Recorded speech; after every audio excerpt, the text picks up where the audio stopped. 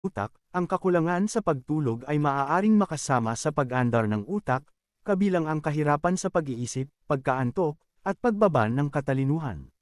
Maaaring magdulot ito ng pagbabagal sa reaksyon at kakayahan na mag-isip ng maayos.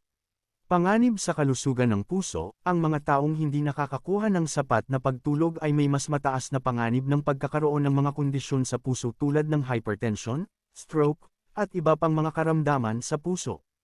Paglaki ng timbang, ang pagpupuyat ay maaaring makaapekto sa produksyon ng mga hormone na nagkokontrol ng kagutuman at pagmamantika sa katawan.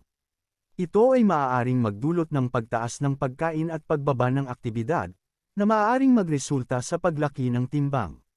Pagbaba ng resistensya, ang hindi pagkakaroon ng sapat na pagtulog ay maaaring magdulot ng pagbaba ng resistensya ng katawan laban sa mga impeksyon at iba pang mga sakit, na nagdudulot ng mas mataas na panganib ng pagkakaroon ng